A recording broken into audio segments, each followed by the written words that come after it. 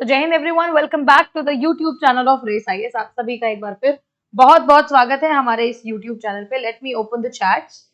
और मैं शिप्रा सिंह, आपकी एनसीईआरटी ज्योग्राफी की मेंटोर। ठीक है, यहाँ पे हम लोग कर रहे हैं इस पूरे की पूरे सीरीज में geography NCERT from class 6 to class 12, है ना। जय हिंद आदित्य, जय हिंद एस्पिरेंट। तो यहाँ पे हम कर रहे हैं एनसीईआरटी सीरीज में इस ज्योग्राफी की एनसीईआरटी को कंप्लीट। ठीक है, और अच्छा आरिशा है एस्पिरेंट, ठीक है। ठीक है, और इसमें हम करेंगे 6 टू 12 क्लास की एनसीईआरटी को कंप्लीट। और जिस तरीके से मैंने आपको फर्स्ट लेक्चर में ओरिएंटेशन समझाया था, सबसे इंपॉर्टेंट ये होता है कि आप कभी किसी भी लेक्चर में अगर बैठे हो, अगर ये आपका पहला दिन है मेरी क्लास में, तो आप लेक्चर नंबर 1 इस पूरे सीरीज का जरूर देखें। उसमें मैंने ओरिएंटेशन में समझाया था कि किस तरीके की चीजें होंगी, आपको इस क्लास में क्या क्या मिलेगा। ठीक है, साथ साथ करंट अफेयर्स भी हम लोग एक साथ इंटीग्रेट करते हुए चलते हैं। जैसे कि जब हम लोग ग्लेशियर्स के बारे में पढ़ रहे थे तो हमने देखा कौन सा ग्लेशियर है, ओकजोकुल, ओकजोकुल। ठीक है, now we are studying about mountains. हालांकि माउंटेन्स नहीं पढ़ रहे हैं, हम पढ़ रहे हैं मेजर लैंड फॉर्म्स, है ना। मैंने क्या बताया था, पूरे अर्थ पे 3 तरीके के लैंड फॉर्म्स होते हैं, 3 तरीके की सतह होती है। कौन कौन सी? Mountains, mountains, plateaus, plains. क्या होता है हिंदी में? पर्वत, पठार और मैदान। ठीक है, और इसमें से आप पढ़ रहे थे माउंटेन्स। ठीक है, अब देखो माउंटेन का सारा, आई होप कि सारी की सारी चीजें क्लियर हुई होंगी। लेकिन माउंटेन्स में जब पढ़ रहे थे तो मैंने आपको बताया कि माउंटेन कितने टाइप के होते हैं, 3 टाइप्स के। ठीक है, पहला टाइप क्या है? फोल्ड माउंटेन्स, वलित पर्वत, है ना। आप क्लास में न्यू हो, आप क्या नाम है आपका? हर्ष। बैठ जाओ। तो आपका मीडियम क्या है? हिंदी है ना, ठीक है, कोई बात नहीं।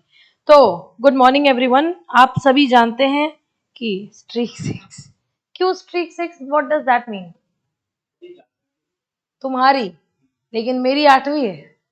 चलो ठीक है, तो अपनी स्ट्रीक मेंटेन करो। स्ट्रीक तो अंडरटेकर ने मेंटेन किया, जानते हो अंडरटेकर कौन है? चलो ठीक है, चलो। तो मेरी क्लास में लैंग्वेज की कोई प्रॉब्लम नहीं होगी। हम लोग जनरली बात विचार के माध्यम से चीजों को समझ रहे हैं। और यहाँ लिखूंगी मैं इंग्लिश, हर एक चीज की हिंदी भी लिख दूंगी। ठीक है, now please understand the fact कि मेजर लैंडफॉर्म्स में हम लोगों ने माउंटेन्स, प्लेट्यूज, प्लेन्स पढ़े। और हमने पढ़ा कि पर्वत कैसे बनते हैं। पर्वत में मैम आपने 3 पर्वत के नाम बताए थे। पहला क्या था? वलित पर्वत यानी फोल्ड माउंटेन्स।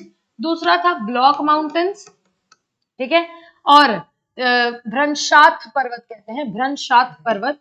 और तीसरा है वोल्केनिक माउंटेन यानी कि ज्वालामुखी पर्वत। ठीक है, अब देखो इसमें फोल्ड में मैंने क्या बताया था, ये हमारा प्यारा सा अर्थ है।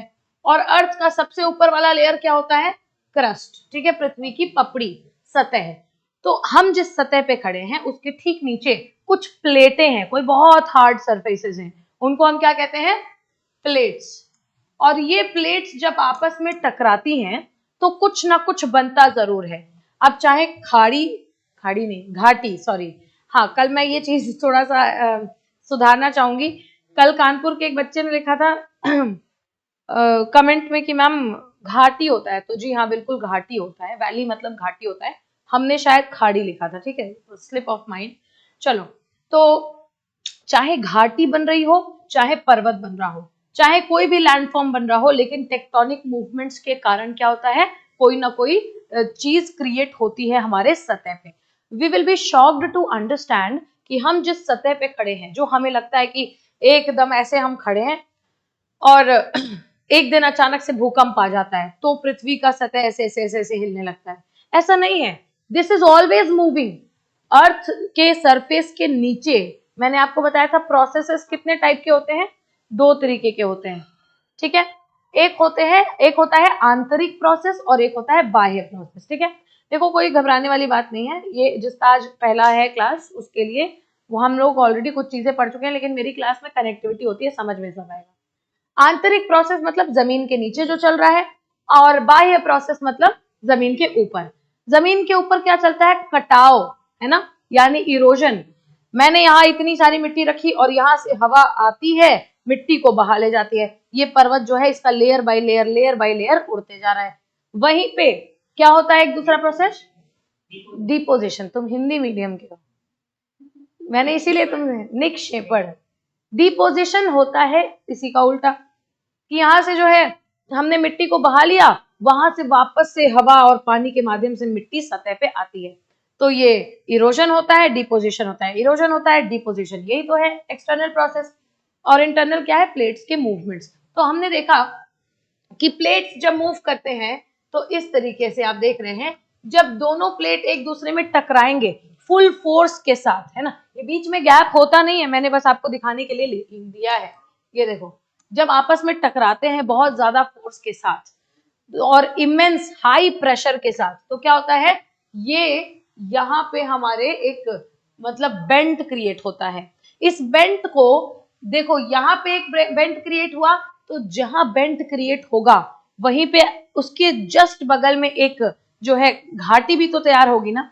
तो यहाँ पे ए शेप और यू शेप की आपको चीजें देखने के लिए मिलेंगी। ए शेप की चीजों को हम क्या कह रहे थे, एंटीक्लाइन, और यू शेप की चीजों को क्या कह रहे थे, सिंक्लाइन, और इस तरीके सिंक्लाइन, और इस तरीके से सारे एंटीक्लाइन और सिंक्लाइन बनते जाते हैं, जिन्हें हम कहते हैं फोल्ड माउंटेन्स। आज हम जिस लेक्चर की तरफ बढ़ रहे हैं, आज हम शुरू करेंगे ब्लॉक माउंटेन्स। तो फटाफट से डाल लो ब्लॉक माउंटेन्स। भ्रंशात पर्वत,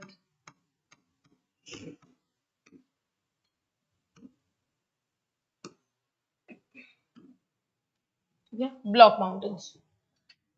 ब्लॉक माउंटेन्स क्या होता है, सिंपल सी भ्रंशोथ पर्वत, भ्रंशोथ पर्वत, ठीक है, भ्रंशोथ। सिंपल सी बात समझो कि जैसा टेक्टोनिक मूवमेंट बता रही थी, वही टेक्टोनिक मूवमेंट का खेल है, बस फॉर्मेशन समझ लो कि कैसे होता है।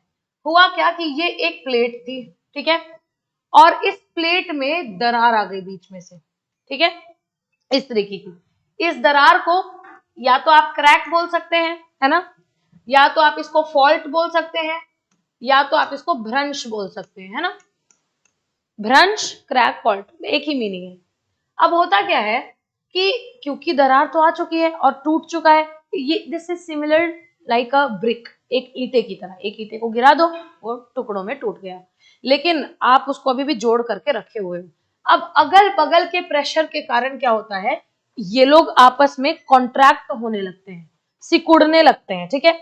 और जब भी सिकुड़ेंगे तो आप देखोगे दो दो ब्लॉक्स को ऐसे सिकोड़ना, या तो उनमें से एक नीचे जाएगा या तो दूसरा ऊपर आएगा, ऐसा ही तो होता है, ठीक है। और क्योंकि ये बेसिकली ऐसे कंपोजिबल सब्सटेंस तो है नहीं कि आपने जो है कचड़ा वचड़ा देखा है ना, कैसे जो बड़े बड़े मिल्स हैं उसमें आपने टीन का डब्बा देखा होगा, ऐसे ऐसे मशीन ने दबाया और वो पिचट गए, ऐसा तो कुछ हो नहीं सकता, ये तो टेक्टोनिक प्लेट्स हैं।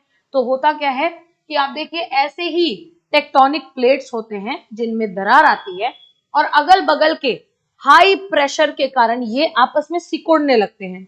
सिकुड़ने की वजह से दो केसेस यहाँ पे हो सकते हैं। केस नंबर ए क्या हो सकता है कि ये दोनों यहीं रह जाए और एक ब्लॉक जो है वो नीचे चली जाए, है ना, यानी कि डाउनवर्ड मूवमेंट हो सकता है। और बी क्या हो सकता है कि ये दोनों यहीं रह जाए और एक जो है वो ऊपर चला जाए, बीच वाला, तो ये अपवर्ड मूवमेंट होता है।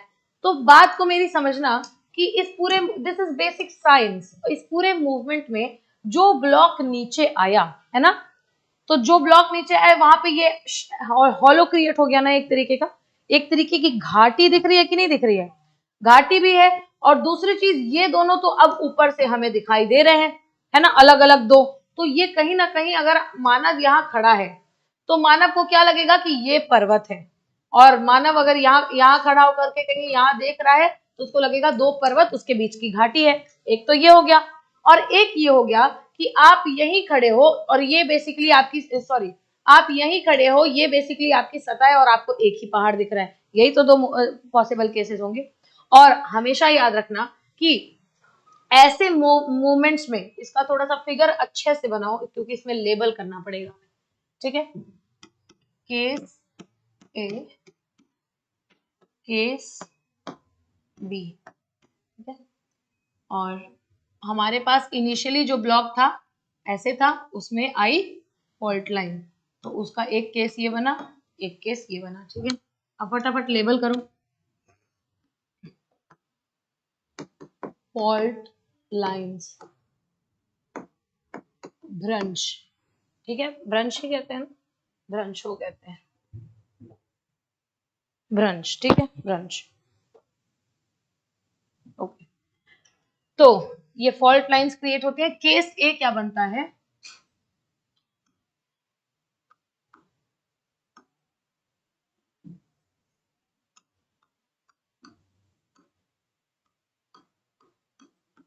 ये केस ए है, और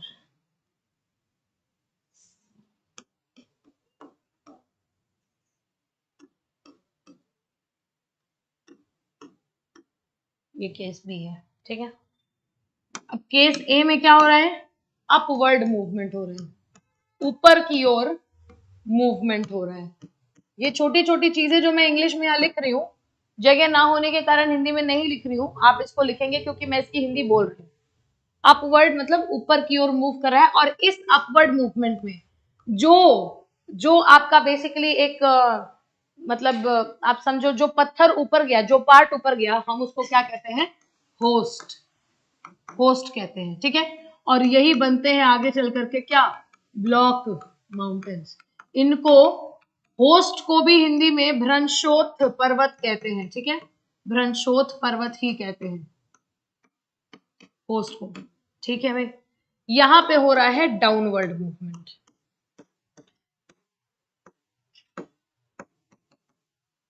और नीचे की तरफ मूवमेंट जो हो रहा है, उसमें जो पत्थर नीचे चला गया हम उसे कहते हैं ग्रेबन, ठीक है, हम इसको क्या कहते हैं, ग्रेबन कहते हैं। जय Hind, Manikirat, Mankirat, sorry, convergence of two plates, of course, Shubh. Vladimir Putin का भी मैसेज आया भाई, मेरे क्लास की ओरिएंटेशन हाई हो रही है, बहुत बढ़िया, गुड मॉर्निंग व्लादिमीर पुतिन जी, क्या हाल चाल है आपके। ग्रेबन यानी धनसान घाटी, ग्रेबन इन हिंदी इज धनसान घाटी। हमें अपने बिजी शेड्यूल के बारे में जरूर बताएं, आपने तो पूरी दुनिया को चक्कर में छोड़ दिया यूएसए से इतने स्ट्रॉन्ग टाइज बना करके, ठीक है। तो भाई जो विक्ट्री डे होता है ना, May 9, कब होता है विक्ट्री डे रशिया में, विजय दिवस रशिया में। पीसीएस कितने लोग दे रहे हैं, important, that was important, international relation के पर्सपेक्टिव से भी इंपॉर्टेंट है, इसलिए क्योंकि अभी रशिया ने अनाउंस किया है कि मई में इनका विक्ट्री डे जब भी होगा, तो ये यूएस प्रेसिडेंट ट्रंप, चाइना के शी जिनपिंग और भारत के मोदी जी, ये तीनों लोग वहां पे होंगे। अब इस बात में दावा किया गया है, बस इस बात को इंडिया ने डिनाई कर दिया है कि हमारा ऐसा कोई प्लान नहीं है, यूएसए ने कुछ बोला ही नहीं है और शी जिनपिंग ने हाँ बोल दिया है।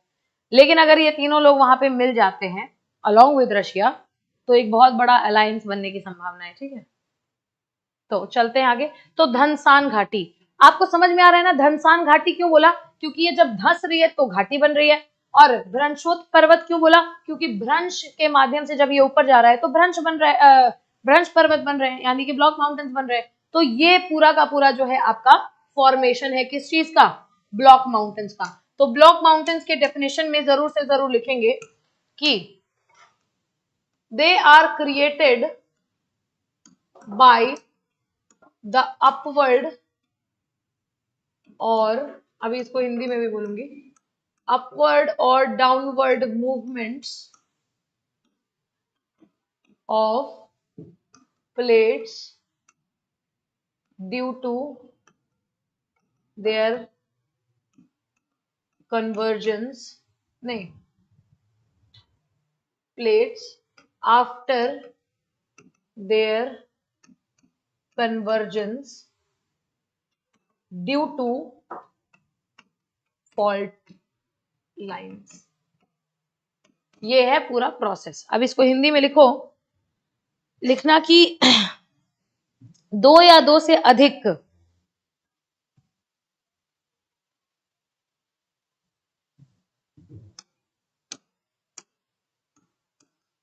दो या दो से अधिक भ्रंशों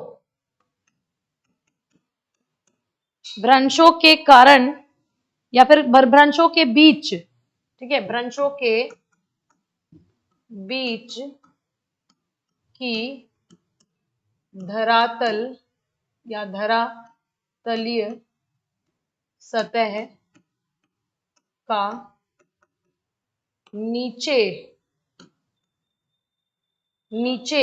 और नीचे लिखोगे तो ब्रैकेट में लिखोगे धनसान घाटी बनती है नीचे जब जाता है तो, या ऊपर में ब्रैकेट में क्या लिखोगे, भ्रंशोत पर्वत, ठीक है, की ओर जाने की प्रक्रिया, ठीक है। दो या दो से अधिक भ्रंशों के बीच की धरातलीय सतह का नीचे या ऊपर की ओर जाने की प्रक्रिया को क्या कहेंगे, हम कहेंगे फॉर्मेशन ऑफ ब्लॉक माउंटेन। समझ में आ गया। अब देखो ब्लॉक माउंटेन्स में आप अपने भारत में जानते हैं कि अगर हमारा ये प्यारा सा भारत है, ठीक है, ये अपना गुजरात, ठीक है, ये हमारा प्यारा सा भारत है, तो आप जानते हो बहुत भली भांति कि यहाँ पे पर्वत का जो रेंजेस है इनको क्या कहते हैं, वेस्टर्न घाट्स, और यहाँ पे जो है उनको क्या कहते हैं, ईस्टर्न घाट्स। तो वेस्टर्न घाट्स और ईस्टर्न घाट्स में से जो ये वेस्टर्न घाट्स है ना, ये आपके, और ईस्टर्न घाट्स भी इनफैक्ट हैं, ये आपके बेसिकली क्या है, ब्लॉक माउंटेन्स के सबसे बड़े एग्जाम्पल हैं। यही आपको महाराष्ट्र से जब नीचे जाओगे, रत्नागिरी से नीचे जाओगे तो आपको सह्याद्री के पर्वत दिखेंगे। सह्याद्री, आपको पता है ये सह्याद्री भी ब्लॉक माउंटेन्स का एग्जाम्पल है। ये तीनों लिख लेना, ठीक है। एग्जाम्पल में ऐसे लिखना, रुको यही लिख देते हैं, एग्जाम्पल लिखो, एग्जाम्पल में लिखो राइन वैली, सबसे पहले लिखो Rhine valley Germany, the Vosges France, western Ghats India, Sahyadri India. और सह्याद्री में बताऊं तो जो जितने भी एथलीट्स वगैरह होते हैं ना, आपने मैराथन का नाम सुना है ना, मैराथन के साथ साथ एक और वर्ड है ट्रायथलॉन, ठीक है। एक होता है मैराथन, उसमें दौड़ना होता है, स्लो पेस की रनिंग होती है, 21 kilometre half marathon, 42 kilometre full marathon, slow pace पे दौड़ना होता है और दौड़ कंप्लीट करनी होती है गिवन टाइम पीरियड के अंदर अंदर, ठीक है, ठीक है। शुभ वर्मा, ईस्टर्न घाट्स का फॉर्मेशन जो है ना a little bit of block mountains की तरह लगता है, दैट इज व्हाई आपकी एनसीईआरटी लिखती है एक बगल के चेक बॉक्स में कि ईस्टर्न घाट्स को भी इनिशियली हम लोग ब्लॉक माउंटेन्स की तरह समझते हैं इनिशियल कॉन्सेप्ट्स में, लेकिन जब when we will be starting with the plateau region ना, तो प्लेट्यू के भी आपको उसमें कुछ कुछ फीचर्स देखने के लिए मिलेंगे, वो मैं आपको बताऊंगी। जैसे डेक्कन प्लेट्यू है, तो डेक्कन में ईस्टर्न घाट्स हैं और वेस्टर्न घाट्स हैं, उसके बीच में जो पठार हैं वो डेक्कन प्लेट्यू हैं। अब धीरे धीरे माउंटेन्स में जब आप जाओगे ना, तो वोल्केनिक माउंटेन्स जब आप पढ़ते हो, तो वोल्केनिक माउंटेन्स अभी मैं बताऊंगी आपको, जैसे इरप्शन हुआ और जैसे लावा फैला, तो लावा के समतल सतह पे फैलने का जो एग्जाम्पल होता है ना, वो ईस्टर्न घाट्स है हमारे। बट नेवरदलेस क्योंकि they are largely divided into blocks, तो sometimes they are misunderstood also, या फिर बट मतलब आप 6th क्लास की कैटेगरी में हो तो ज्यादा डिफरेंशिएट आप क्या ही कर सकते हो। मैं आपको ये इतना बता रही हूँ, ये आपके एनसीईआरटी में लिखा नहीं है, ठीक है। So I am just telling you, क्योंकि फिर आप अपने एडवांस लेवल की क्लास में बैठोगे तो चीजें आपको रिलेटेबल लगेंगी, ठीक है। नाउ क्या बोल रहे थे हम, हाँ, तो सह्याद्री आपको बताएं ट्रायथलॉन है ना, ट्रायथलॉन में क्या होता है, ट्रायथलॉन में क्या होता है, आपकी रनिंग भी आती है, पहले आती है ट्रायथलॉन में स्विमिंग, ठीक है, पहले स्विमिंग आती है, कुछ 1-2 किलोमीटर की स्विमिंग होगी, जो भी होगी, फिर आपकी आएगी साइकिलिंग, ठीक है, कुछ 15-20 किलोमीटर की साइकिलिंग होगी, और फिर आएगी रनिंग जो भी 21-42 किलोमीटर की, और ये रुक रुक के नहीं, ये एक साथ होता है पूरा, ये होती है ट्रायथलॉन। तो भारत में ट्रायथलॉन का इतना अच्छा रिकॉर्ड है, और मोस्ट ऑफ द ट्रायथलॉन के जितने भी एथलीट्स होते हैं ना, आप जब जाओगे और आप इनसे इनके इंटरव्यूज होते हैं, आप देखोगे, आपको पता चलेगा, ये बताते हैं कि अपने फिजिकल स्ट्रेंथ को आजमाने के लिए ये लोग सह्याद्री जाते हैं। सह्याद्री इतने रग्ड माउंटेन्स है ना, इतने मतलब ऊपर नीचे ऊपर नीचे ऊपर नीचे, और मतलब उबड़ खाबड़ तरीके के माउंटेन्स है, और इतना टफ टेरेन है सह्याद्री का कि it's very difficult for a person, मतलब बहुत ज्यादा फिजिकल इंड्योरेंस चाहिए सह्याद्री में आपको सरवाइव कह लो या फिर थ्राइव करने के लिए, ठीक है। So this is Sahyadri is one of the examples that you are looking at, ठीक है। ब्लॉक माउंटेन्स के इसी चेन में आप लिख लीजिए Sierra Nevada, of course Sierra Nevada, Sierra Nevada is in USA, और ग्रेट अफ्रीकन वैली, ठीक है, ग्रेट अफ्रीकन वैली। तो ये जो है कुछ आपके एग्जाम्पल्स हैं ब्लॉक माउंटेन्स के, जो ब्लॉक दिख रहा है ना, ब्लॉक माउंटेन्स के एग्जाम्पल हैं। इसमें बहुत सारे एग्जाम्पल्स आप लिख लेंगे, लेकिन दीज आर दोज एग्जाम्पल्स जो कि बहुत ही ज्यादा फेमस है, so you need to know. अच्छा, पर्वत मैंने बताया ना, ये समुद्री सतह है, सी लेवल है, और यहाँ पे आ जाओ आप ग्राउंड पे, तो पर्वत मैम नीचे टेक्टोनिक प्लेट के मूवमेंट से यहाँ पर्वत बन गया, तो ये तो सही बात है, पर्वत बन गया।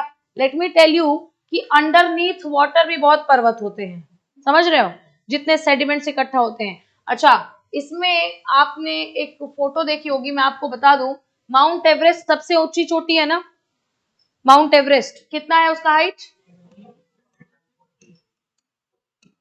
ठीक है, अरे बोलो, 8848 मीटर्स, इसको भी एक्सीड करता है एक पर्वत जिसका नाम है मौना किया, इसका नाम लिख लेना, ये आपके एनसीईआरटी में लिखा हुआ है की फैक्ट्स में, मौना किया, मौना किया, मौना किया की जो हाइट है ना, अंडरनीथ वाटर है, पानी के नीचे है, ठीक है, और मौना किया की हाइट है 10,500 मीटर, 10,500 मीटर से एक्सेल कर रहा हुआ ये जो मौना किया आप देख रहे हैं, तो नॉट 500, 205, 10,205 मीटर।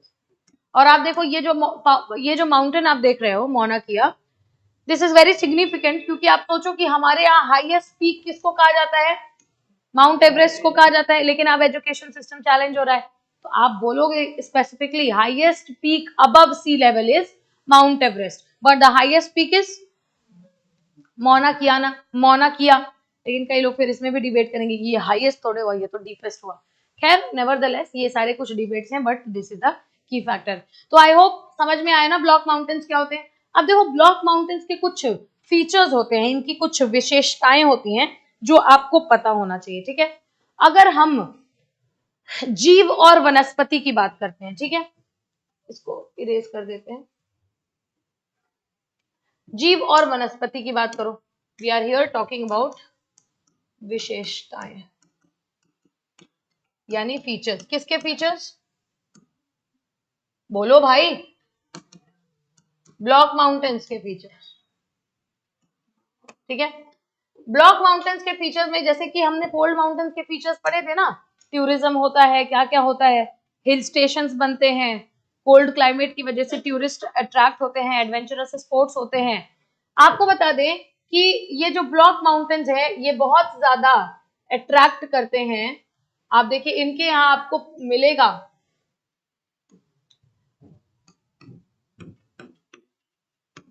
समृद्ध वनस्पति मिलेगी एवं जीव, यानी कि they are rich in flora and fauna, they are very rich in flora and fauna. Who? Block mountains. Block mountains में आपको वो विचित्र प्रजातियां, यूनिक स्पीशीज का इवोल्यूशन दिखेगा, यूनिक स्पीशीज का इवोल्यूशन, यानी कि कुछ विचित्र, रेयर, रेयर जिसको कहते हैं ना, ठीक है, कुछ विचित्र प्रजातियों का विकास आपको देखने के लिए मिलेगा। इसको लिखना, विचित्र प्रजातियों का विकास देखने के लिए मिलेगा, ठीक है। नेवरदलेस अगर स्पीशीज और फ्लोरा और फौना मतलब समझते हो ना क्या होता है? नहीं समझते हो? देखो, ज्योग्राफी के टर्मिनोलॉजीज में, शब्दों में हम कुछ नहीं करते हैं, कोई अलजेब्रा नहीं है। प्लांट्स को थोड़ा सा अच्छा दिखाने के लिए, एनिमल्स को भी थोड़ा सा साइंटिफिक दिखाने के लिए, इसको बोलते हैं फ्लोरा, इसको बोलते हैं फौना। अब देखो, इसको याद कैसे रखना, फ्लावर होता है ना, फ्लावर, फ्लावर मोस्टली प्लांट्स होते हैं, तो उससे याद रखना flower is equals to flora. तो कंफ्यूजन हो जाती है कभी कभी, फौना को हम प्लांट समझ लेते हैं, ठीक है। सो व्हेनेवर मैं आपको बोलूंगी, अभी देखो धीरे धीरे मैं आप लोगों को बताते जाऊंगी इन्वायरमेंट इकोसिस्टम के मेजर टॉपिक्स क्या हैं। आज के डेट में यूपीएससी और स्टेट पीएससी आपका बहुत ज्यादा, इसलिए मैंने एक दिन अपने क्लास में चर्चा भी की थी कि आज के डेट में अगर आप कहीं से भी करंट अफेयर्स पढ़ रहे हैं, जो भी सोर्स है आपका, अगर आपको डेली या एक दिन गैप करके किसी ना किसी biosphere reserve, wild life sanctuary, national park, इनके बारे में न्यूज ना मिले, तो समझ लेना कि आपका बहुत ज्यादा रिलायबल सोर्स नहीं है, ठीक है। क्यों? क्योंकि आए दिन एक ना एक biosphere reserve, tiger reserve, elephant reserve, wild life sanctuary, national park, bird sanctuary news में रहता है। क्यों? क्योंकि बढ़ते दौर में हम जलवायु को प्रिजर्व करने के लिए, क्लाइमेट को बेसिकली जलवायु परिवर्तन के कारण जितने भी हमारे जीव पे और वनस्पति पे इफेक्ट्स पड़ रहे हैं, फ्लोरा और फौना पे इफेक्ट्स पड़ रहे हैं, उनके बारे में काम कर रहे हैं, इन्वायरमेंट के बारे में बात करते हैं। अच्छा, फिर तभी तो देखो कि केन बेतवा लिंक प्रोजेक्ट आया, ठीक है, लिख लो कहीं साइड में, इसको लिख लो, केन बेतवा लिंक प्रोजेक्ट, कि इन्होंने बोला एमपी और यूपी के बीच में पानी ट्रांसफर करेंगे, समझ रहे हो?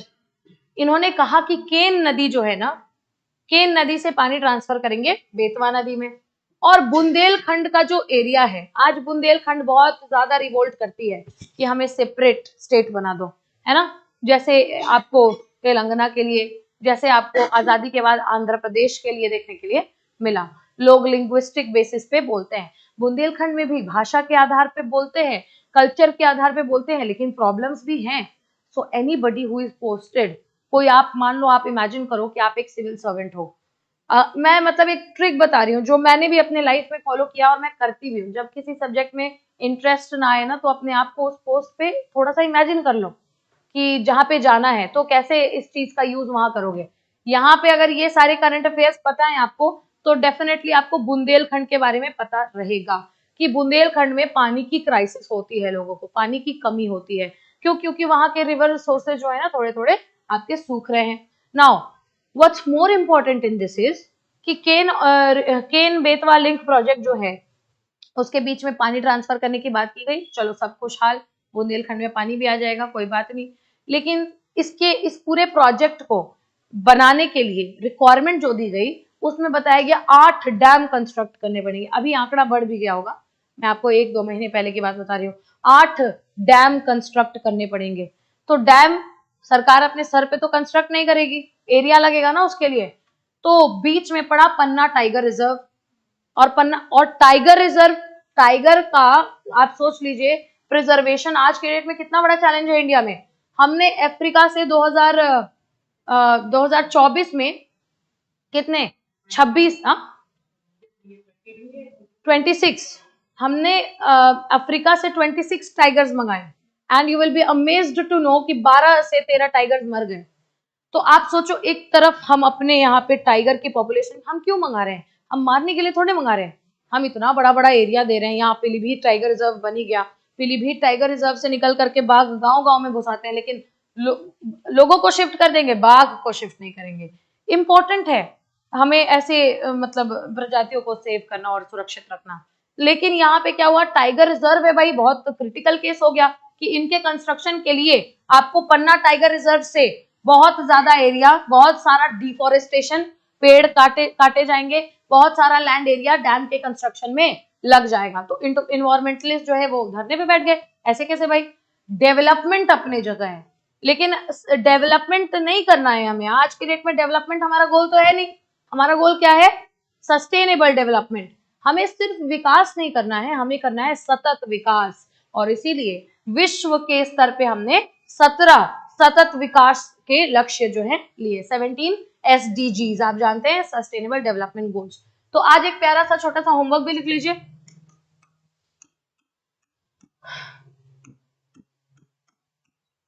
Learn 17 SDGs। और आपको बता दूं, SDG ऐसा नहीं है कि आप 17 के 17 ऊपर नीचे बता देंगे।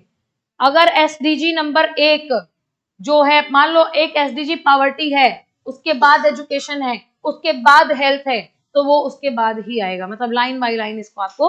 अब मैं रैंडमली पूछ दूंगी SDG 15 कौन बताएगा? आपको पता होना चाहिए। ये लर्न करवाने का मोटिव पता है क्या है? जब आप इकोनॉमिक्स में आंसर लिखेंगे या फिर मान लो कोई जनरल अवेयरनेस का भी आंसर लिख रहे हैं, तो मैंने कल क्या बताया था, अपने आंसर को कंक्लूजन में एक मैक्रो, एक बड़े थीम से कनेक्ट करना है ना। तो मान लो हेल्थ के ऊपर आप कोई आंसर लिख रहे हैं, तो आप एक छोटे से डिस्ट्रिक्ट का एक छोटा सा अगर एग्जांपल देकर के आंसर लिख रहे हैं, आप उसमें भी कंक्लूजन में डालेंगे। हेंस इसी तरीके से ऐसे ही इनिशिएटिव ले करके, जिस तरीके से हम district level, state level, national level पे ऐसे हॉस्पिटल्स या primary health care centres establish कर रहे हैं, इसके माध्यम से हम पूरे विश्व के स्तर पे SDG गोल नंबर हेल्थ, जिसमें हेल्थ आता है, उसको मुझे खुद भी अच्छे से याद नहीं है, लेकिन जिसमें हेल्थ याद है, रिवाइज नहीं है, लेकिन जिसमें हेल्थ आता है उसका नंबर आप लिख देंगे SDG नंबर दिस, जो कि हेल्थ के बारे में बात करता है, हम उसका जो ऑब्जेक्टिव है वो फुलफिल कर पाएंगे। Examiner will be very happy, क्योंकि उसको पता है, आपको कड़ी कड़ी पता है कि कैसे जोड़ना है, ठीक है। So nevertheless, good morning Vibha, good morning, welcome to the class. चले, चलो भाई, तो ये आपका जो है सिग्निफिकेंट। अच्छा, एक और चीज इसमें लिख लेना विशेषताओं में, ये रिफ्ट वैली बनाते हैं। रिफ्ट वैली मतलब ऐसे यू शेप की घाटी बनाते हैं, जो आप खुद सोचो कि घाटी है और with in the time frame घाटी में अगर पानी भरता जाता है, भरता जाता है, भरता जाता है, तो वो एक लेक बन जाएगा ना, या तो एक रिवर बॉडी बनेगी, है ना, या तो एक लेक बन जाएगा। तो इसीलिए आपको ब्लॉक माउंटेन्स के बीच बीच में इधर उधर रिवर बॉडीज भी देखने के लिए मिलती हैं। What are these? These are not naturally born river bodies. These are naturally made river bodies, ठीक है, जो कि बन रही हैं धीरे धीरे। और इस तरीके से हमारा ब्लॉक माउंटेन्स कंप्लीट होता है।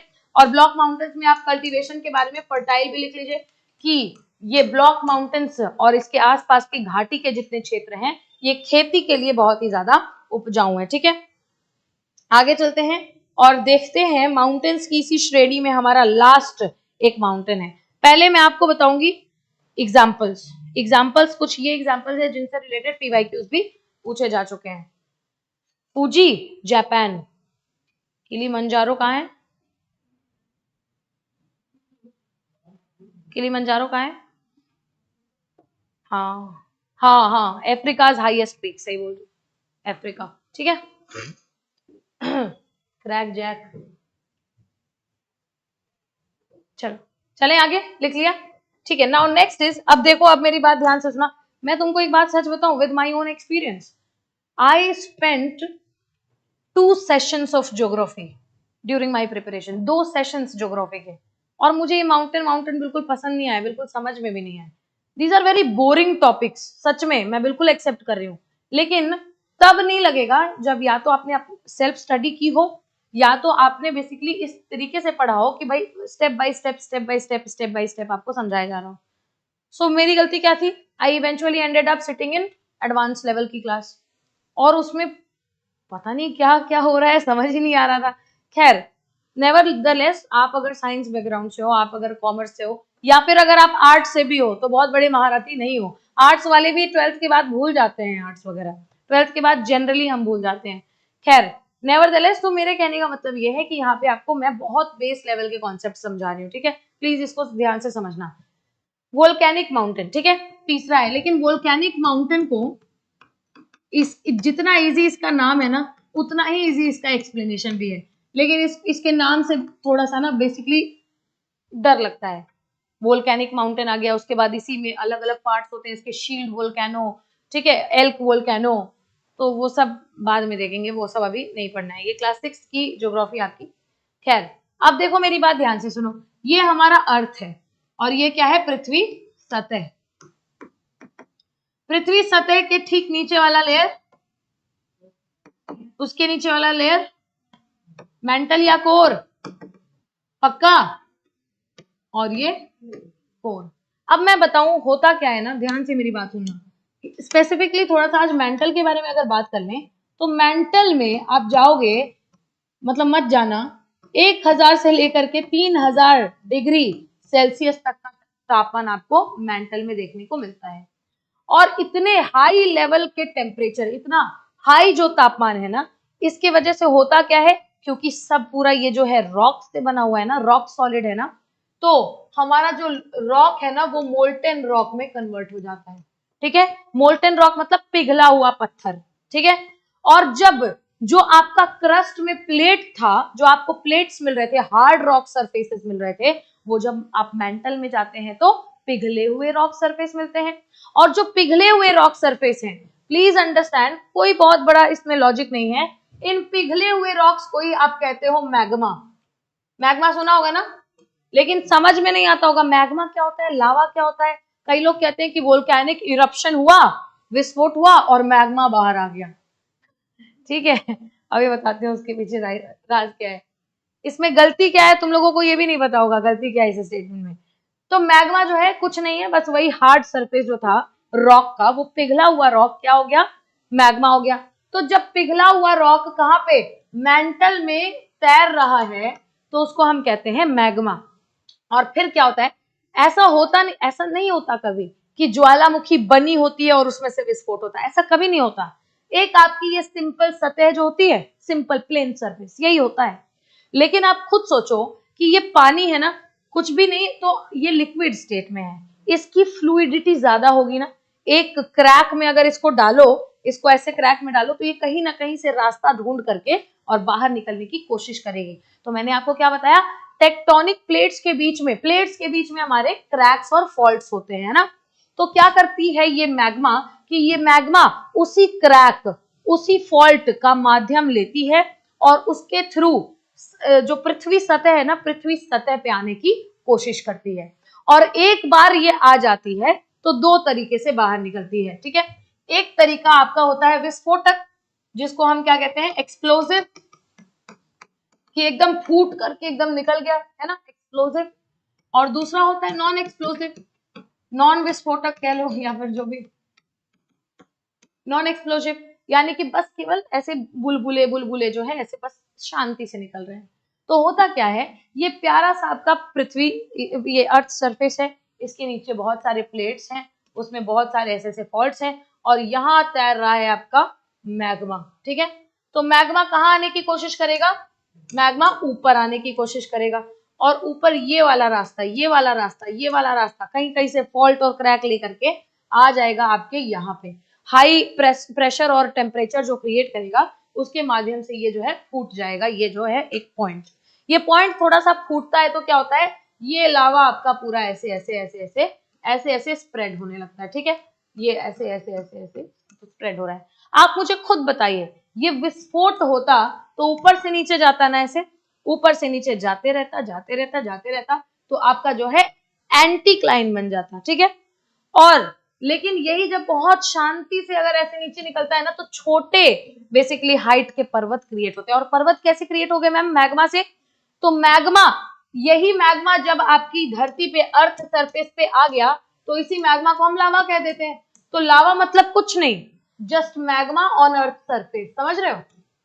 पृथ्वी सतह पे जब मैग्मा आता है तो उसका नाम बदल जाता है, क्या बोलने लगते हैं उसको, लावा बोलने लगते हैं। और यही लावा धीरे धीरे धीरे धीरे करके क्या होता है, कूल डाउन होता है ना।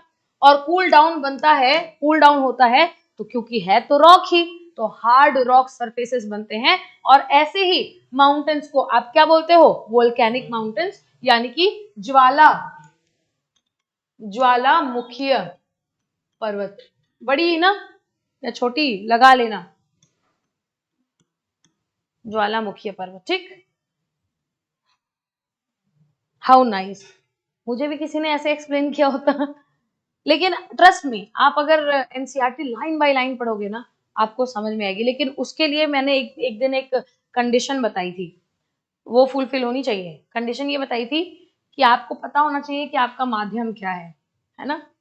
अगर इंग्लिश समझ में आती है तब तो सब समझ में आएगा, लेकिन वैसी वाली इंग्लिश आती है, समझ लेंगे बोल नहीं पाएंगे, बोल लेंगे लिख नहीं पाएंगे।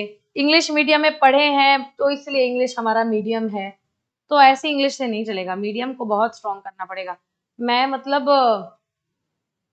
क्या नाम था टॉपर जो थे, Aditya Srivastava, all India rank 1। भाई उनकी कॉपी देखो, उनकी जो आंसर राइटिंग की कॉपी है, द पर्सन इज हाँ, द पर्सन इज अमेजिंग। मतलब उन्होंने अपने आंसर में आधी से ज्यादा चीजें जो लिखी थी, एग्जामिनर को आई एम वेरी श्योर कि डिक्शनरी लेकर के बैठना पड़ा होगा। मतलब सच में ऑन एन एवरेज किसी को इतनी इंग्लिश वर्ड्स नहीं मालूम होते हैं। तो उनका मीडियम बहुत स्ट्रांग था।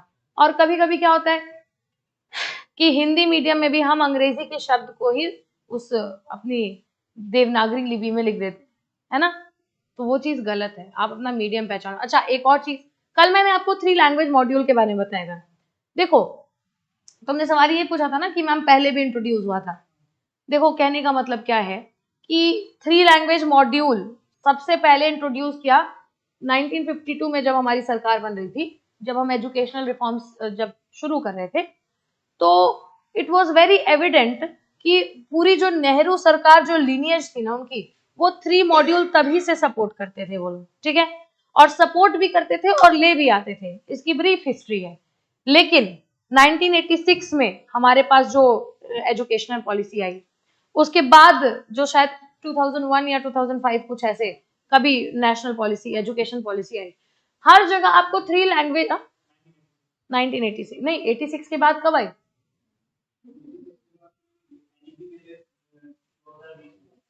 बीच में एक रिफॉर्म आया था, संशोधन आया था, वो भी देख लेना। हाँ, 1, 2 या 5 में एक संशोधन आया था, ठीक है। तो क्या होता है कि 3 लैंग्वेज मॉड्यूल हर जगह रखा गया, लेकिन कभी भी इसको जब रखा गया है तो इम्प्लीमेंट बहुत ज्यादा इफेक्टिवली इसलिए नहीं हुआ। कि क्यों नहीं हुआ पता है? इसीलिए नहीं हुआ जिस रीजन की वजह से मैंने आपको कल बताया था। ये तो तमिलनाडु है केवल। At that time PV Narasimha Rao का टाइम था वो, जब 1986 में सरकार आ रही थी। They strongly advocated for 3 language module. लेकिन उस समय तक ना किसी के अंदर भी इतनी पूर्ण बहुमत केवल आपको भारत में ना प्रत्यक्ष रूप से केवल 2 बार देखने को मिलेगी। एक बार जब उस समय कांग्रेस का दौर था, और एक आज जब बीजेपी का दौर है। उसके बीच में जो सरकारें आप देखेंगे ना, वो सेटल फॉर लेस सरकारें हैं। उन्हें मिल गया तो इसलिए वो है सरकारें। तो पीवी नरसिम्हा राव के जो पूरे टेन्योर में आप देखेंगे कि 3 लैंग्वेज मॉड्यूल का उसकी एडवोकेसी तो बहुत ज्यादा हुई, लेकिन इम्प्लीमेंटेशन फेल हो गया। और इसका प्रत्यक्ष प्रमाण हमारे सामने है कि मुझे तो मेरे स्कूल में 3 लैंग्वेजेस नहीं सिखाए गए। आपको सिखाया गया क्या? इंग्लिश मीडियम था और हिंदी पढ़ाया जाता था। आज के डेट में फ्रेंच और जर्मनी पढ़ाया जाता है। बट आपको कभी मराठी पढ़ाने के लिए या पढ़ने के लिए कभी बोला? या फिर कोई और लैंग्वेज, तमिल, तेलुगु, बंगाली? नेवर। तो इम्प्लीमेंटेशन हमें इसी से दिखता है। अब एनईपी 2020 आया, इसमें भी है। लेकिन अब हमें थोड़ा सा सह क्या मिल गई कि जो हमारे पास सरकार है, हमारे पास बहुमत तो चलो है, लेकिन प्रत्यक्ष रूप से बहुमत है। बहुत सारे लोग ना इस प्रेजेंट गवर्नमेंट के ब्लाइंड फेथ फॉलोअर्स हैं। ब्लाइंड फेथ फॉलोअर्स, समझ रहे हो आप? तो इन्होंने स्ट्रांगली एडवोकेट तो कर दिया, लेकिन इनके टेन्योर में एक और स्पेशल चीज हो रही है।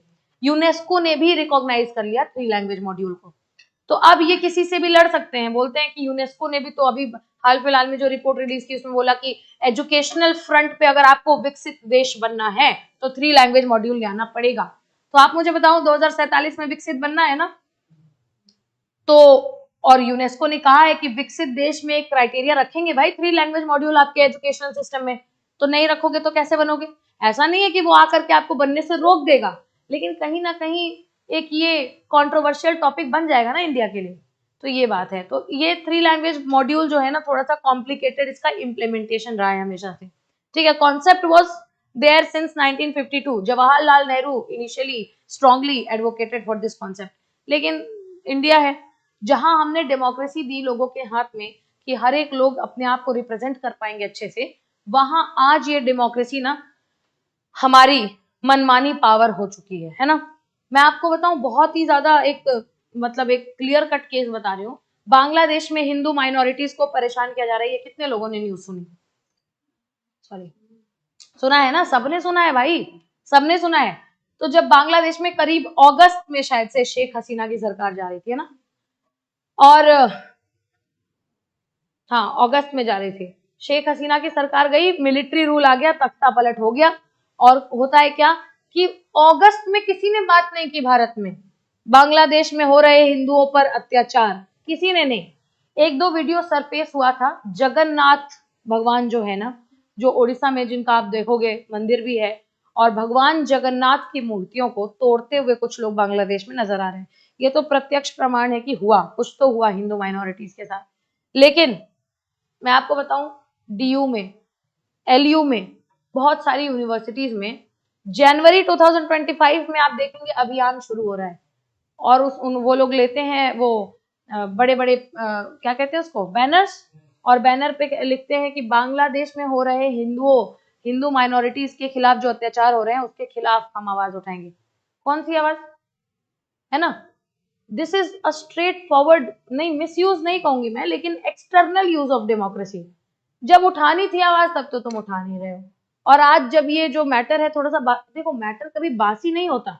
मणिपुर जब आग में जल रहा था तब भी जल रहा था और आज भी जल रहा है। हमारे लिए न्यूज बासी हो गई है, उनके लिए अभी तक जख्म है जो चल रहे हैं और ताजा है। बट प्लीज अंडरस्टैंड कि इस एक बेसिस पे जो कि अगस्त में आपको करना चाहिए था, इस एक बेसिस पे आप जनवरी में बैठ के चक्का जाम तो नहीं कर सकते ना, पीसफुल प्रोटेस्ट तो कर सकते हो मान लो। तो डेमोक्रेसी अच्छा, यहीं से आपको मैंने क्या बोला कि आपको यूपीएससी देना है, स्टेट पीएससी देना है, तो आंख कान खुले होने चाहिए, ठीक है?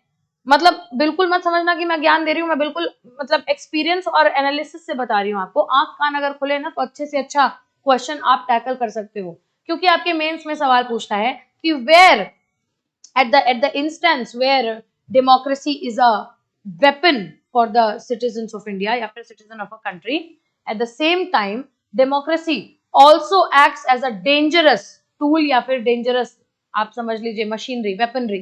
तो आप इसको कैसे एक्सप्लेन करोगे कि डेमोक्रेसी बून भी है, डेमोक्रेसी बेन भी है? बचपन से डिबेट करते हुए आए ना हम डेमोक्रेसी के बारे में। तो आपको you need to be very specific. तभी when I give people examples, 2024 का प्रीलिम्स अभी आया था, and you be shock to know कि एक क्वेश्चन तो ऐसे सही हो गया।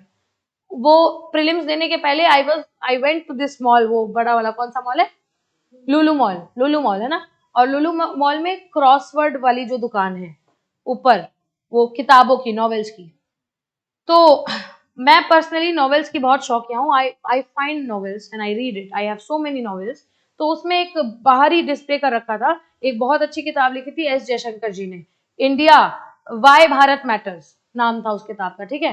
तो ऐसे ही चले गए। उसके बाद फिर आई स्टार्टेड रीडिंग। और किसी भी किताब को पढ़ने के लिए ना फर्स्ट पेज से नहीं शुरू करना चाहिए, पहले किताब के को पलट दो, उसके पीछे का जो लाइन लिखा रहता है पीछे वाले उसके कवर पेज पे, उसको पढ़ो तो उससे मिलती है समरी। और उसके बाद किताब खोलो और किताब के इनिशियल जो प्रीफेस होता है ना, और एक्नॉलेजमेंट के बाद जो प्रीफेस होता है उसमें वो बताते हैं राइटर्स कि इस पूरे बुक में हमने क्या लिखा है। जैसे मूवी का ट्रेलर आता है वैसे ही, तब आपको पता चलेगा अच्छा पूरे किताब में क्या है। तो मैंने वही प्रीफेस वगैरह पढ़ा उसका। और आपको पता है 2024 में क्वेश्चन आया कि why Bharat matters is a book written by, और ये आपको कहीं न्यूज में नहीं मिलेगा, क्योंकि बुक्स एंड ऑथर्स की एक कैटेगरी होती है करंट अफेयर्स में। लेकिन कितने बुक्स और कितने ऑथर्स कितने बुक्स लिख रहे हैं ना, किस किस को याद करोगे? सो इसी फील्ड में मैं क्या कहती हूँ, इसी फील्ड में मैं कहती हूँ कि लोग वो आपको बहुत मिलेंगे जो बोलेंगे कि भाई सिलेबस तो अनएंडिंग है। कुछ अनएंडिंग नहीं है। आप खुद सोचो, एस जयशंकर साहब कितना ज्यादा न्यूज में थे because of his high remarks over China, high remarks over Russia. तो हमने उनको एज अ पर्सनालिटी नहीं पढ़ा तो किसको पढ़ा? और अगर उनको एज अ पर्सनालिटी पढ़ा होता तो उनकी किताब के बारे में मालूम होता। मैंने नहीं पढ़ा था, लेकिन आंख कान मेरे खुले थे। सो बाय डिफॉल्ट मैंने, बाय चांस मैंने वो किताब देखी and my answer was correct. तो इसीलिए मैं कहती हूँ प्लीज बी वेरी अवेयर। आप चार दीवार में बैठ करके यूपीएससी क्लियर कर लेंगे अगर ऐसा आपको मॉडर्न टाइम में लगता है। It's not possible, you need to have a live experience. Nevertheless, volcanic mountain समझ में आया कि नहीं आया? अब इसका फटाफट से डेफिनेशन लिख लो। डेफिनेशन लिखो कि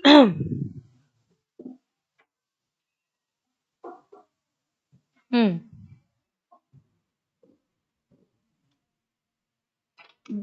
volcanic mountains are created by a crack in Earth's crust from where various gases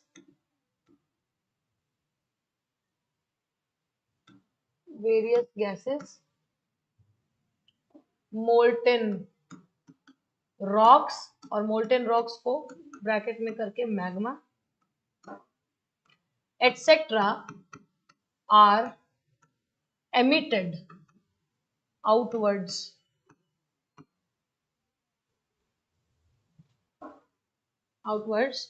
and further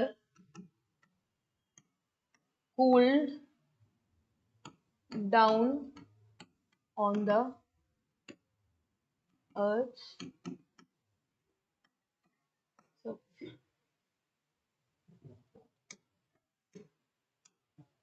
इसको लिखेंगे हिंदी में, ज्वालामुखी पर्वत पृथ्वी की सतह से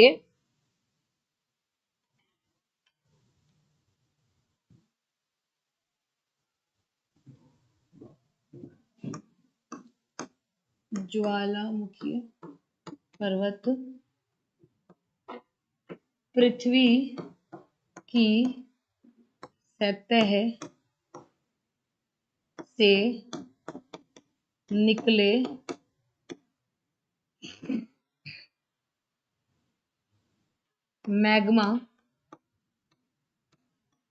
मैग्मा को ब्रैकेट में लिखेंगे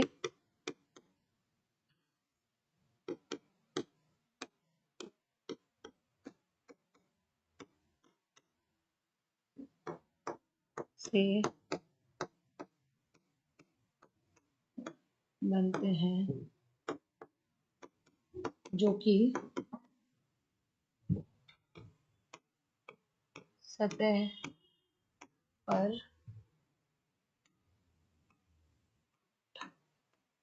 ठंडा के बाद शंकु जैसा आकार बनाता है। ठीक है, दिस इज वोल्केनिक माउंटेन। ठीक है, और इस बात को समझिए कि ये जो वोल्केनो है, ये सेम वोल्केनो, मेरी बात ध्यान से सुनो, ये ऐसे ऊपर एकदम हाइटेंड जा रहा है, यानी विस्फोटक है, अगर एक्सप्लोसिव है अगर, तो जो सरफेस बनाएगा उसको आप क्या कहोगे, वोल्केनो या वोल्केनिक माउंटेन। और अगर नॉन एक्सप्लोसिव है, धीरे धीरे बाहर निकल रहा है, उस केस में अगर एक सर्टेन हाइट भी अचीव कर लेता है तो आप उसको वोल्केनिक माउंटेन तो कहेंगे, लेकिन बहुत ज्यादा हाइट अगर अचीव नहीं कर पाता है तो आप उसको पठार भी कह सकते हैं, प्लेट्यू। समझ में आया? तो plateau can also be categorised by the activity of volcanism. एक वर्ड है, इसको ध्यान से समझ लो, वोल्केनिज्म। वोल्केनिज्म जब भी शब्द आएगा ना, ज्वालामुखीकरण कुछ ऐसा, ठीक है। वोल्केनिज्म जब भी शब्द आएगा तो ये मत समझना कि लावा ही बाहर निकलता है। अर्थ सरफेस में से कोई भी सॉलिड, कोई भी लिक्विड या कोई भी गैस जब पृथ्वी सतह से बाहर निकलता है तो हम उस प्रोसेस को क्या कहते हैं, वोल्केनिज्म कहते हैं। समझ में आ गया? नाउ ये पूरा आपका वोल्केनिक माउंटेन्स है। अब वोल्केनिक माउंटेन्स का आप एग्जांपल लिख लीजिए।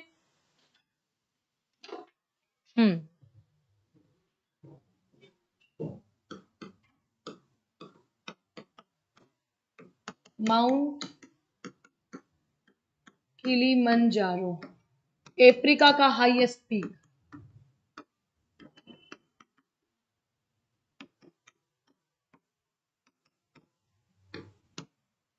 माउंट फूजियामा,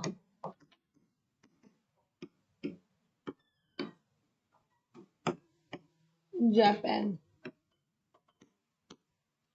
एक और बात बता दूं, वोल्केनिक माउंटेन्स जो हैं बहुत सारे अभी आज के डेट में एक्टिव भी हैं और बहुत सारे आज के डेट में एक्सटिंक्ट भी हैं, जो कि विलुप्त हो चुके हैं।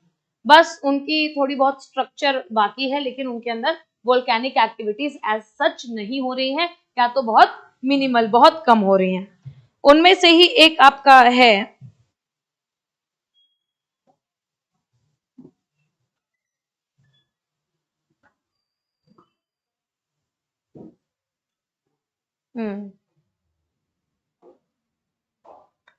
हाँ, उनमें से ही एक है आपकी धोसी हिल्स।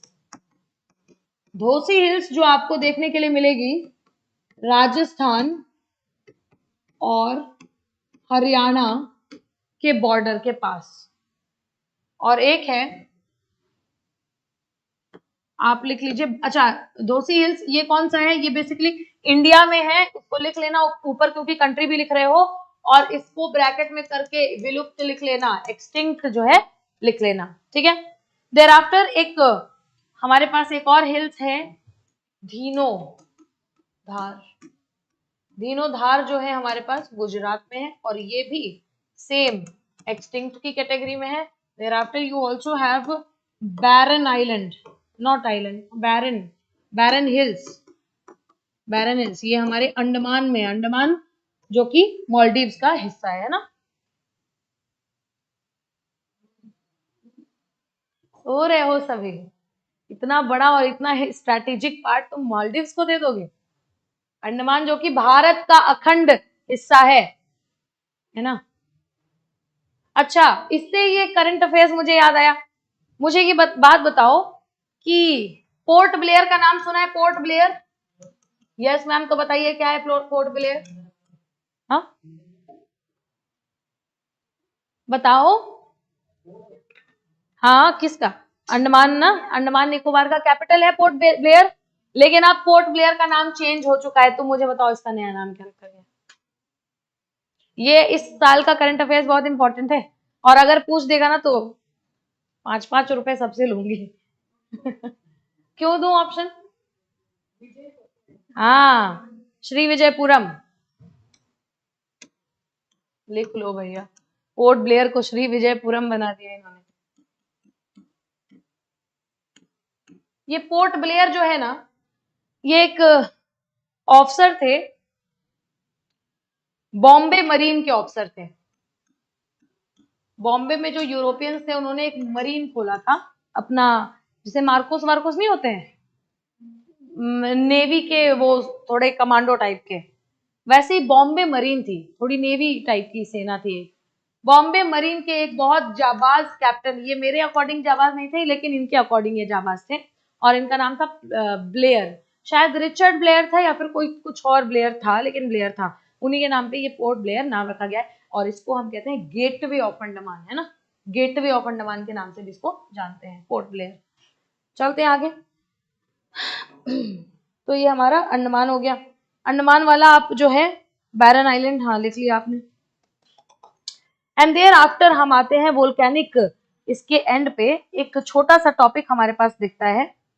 हाँ, प्लेट्यू छोटा सा टॉपिक तो नहीं है, लेकिन एक मैप अरेंज करना पड़ेगा। आई एम थिंकिंग कि इस मैप को हम लोग बोर्ड पे करें तो ज्यादा बेहतर है, बट आज नहीं, क्योंकि फिर मुझे बोर्ड पे मैप को लगाने में टाइम लग जाएगा। तो कल हम प्लेट्यू के को देखेंगे कि इंडिया पे कौन कौन से प्लेट्यू हैं मैप पे। खैर, सबसे पहले अभी क्लास खत्म नहीं हुई है, आप एक और टॉपिक डाल लो, प्लेट्यूज। माउंटेन्स पढ़ लिया हमने, 3 तरीके के माउंटेन्स, तीनों क्या है? पहला कोल्ड माउंटेन, दूसरा ब्लॉक माउंटेन, और तीसरा, अच्छा प्लेट्यू रहने दो, प्लेट्यू अभी मत लिखो, तुम लिखो इंग्लिश वाले जो है, लिखिए कि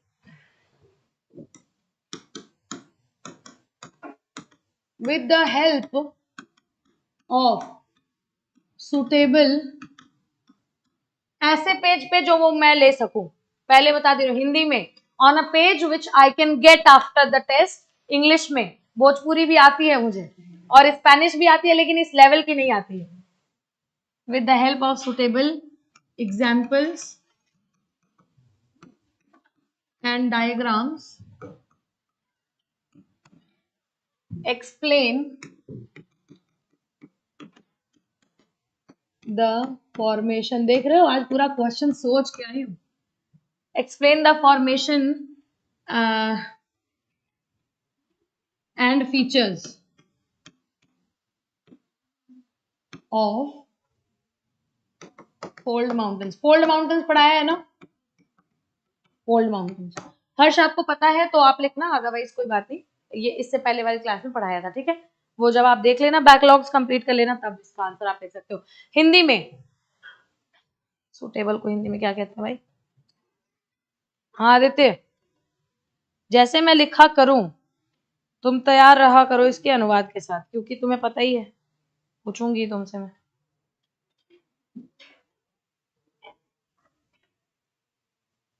अभी कोई लिखेगा नहीं, और कॉपी पलटने की तो जरूरत बिल्कुल भी नहीं है।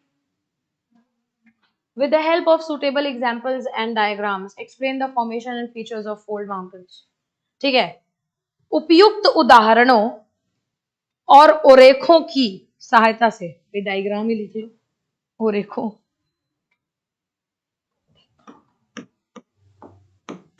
उपयुक्त उदाहरण और डायग्राम के माध्यम से वलित पर्वतों के निर्माण, वलित पर्वत के निर्माण और विशेषताओं की व्याख्या कीजिए।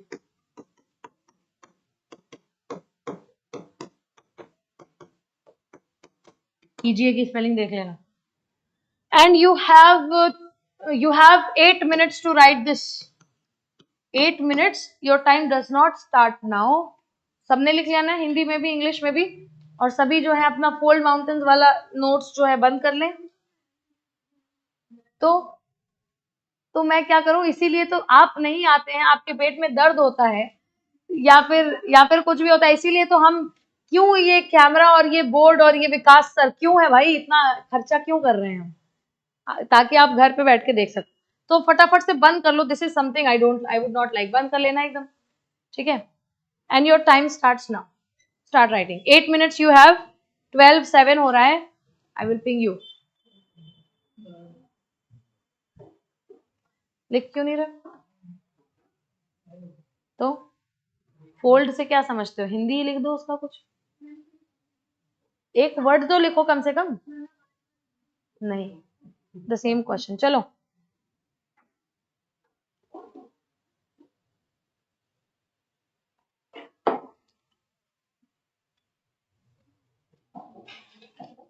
मेरे पास 15 कॉपीज आनी चाहिए, नहीं 14 कॉपीज।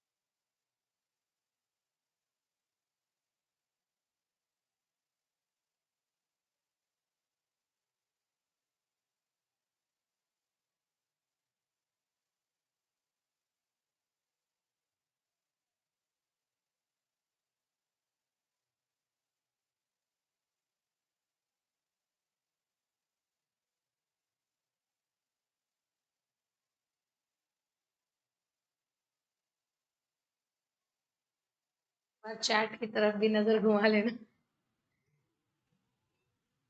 Online chats.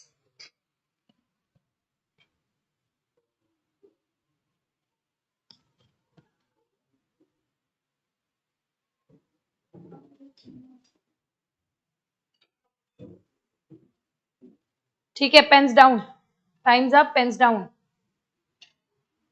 लिख लिया? फोल्ड माउंटेन्स कुछ नहीं करना था, डायग्राम बनाना था और बताना था कि बेंड होता है तो बेंड दो ही तरीके से हो सकता है ma'am, upward downward. Upward bend होता है तो फोल्ड माउंटेन्स बनते हैं। क्या हो गया, ठीक हो? कोई बात नहीं, कोई बात नहीं, ठीक है। अपवर्ड बेंट या डाउनवर्ड बेंट हो जाता है, एंटी क्लाइन बनते हैं, सिन क्लाइन बनते हैं, पूरे के पूरे सिनेरियो को फोल्ड माउंटेन कहते हैं। इसकी विशेषताएं यानी फीचर्स, एडवेंचरस, स्पोर्ट्स, टूरिज्म और भी कुछ इंपॉर्टेंट बताया था, मिनरल्स, फॉरेस्ट, रिवर्स और ग्लेशियर्स। सबसे इंपॉर्टेंट, पानी के स्रोत माने जाते हैं, स्रोत माने जाते हैं, स्रोत। तो ये सारी चीजें आपको लिखनी थी। नेवरदलेस ये जो है पूरा का पूरा आपका आंसर एक फोल्ड माउंटेन के बारे में है। और मैं आपको एक बार दोबारा बोलूंगी, ये भी हमारा एक एक्टिव रिकॉल सेशन ही था। ऐसे एक्टिव रिकॉल सेशंस मैं हफ्ते में एक बार, दो बार या फिर डेली भी करा सकती हूँ, बेस्ड अपॉन द फैक्ट कि क्या मैंने आपको पढ़ाया है। तो जो भी आपने पढ़ा है आप एक्टिवली रिवाइज करते रहिए, वरना डेली डेली ये जो टेस्ट का फियर है ना, इससे आप खुद ही क्लास में आना बंद कर दोगे। This is a basic student nature.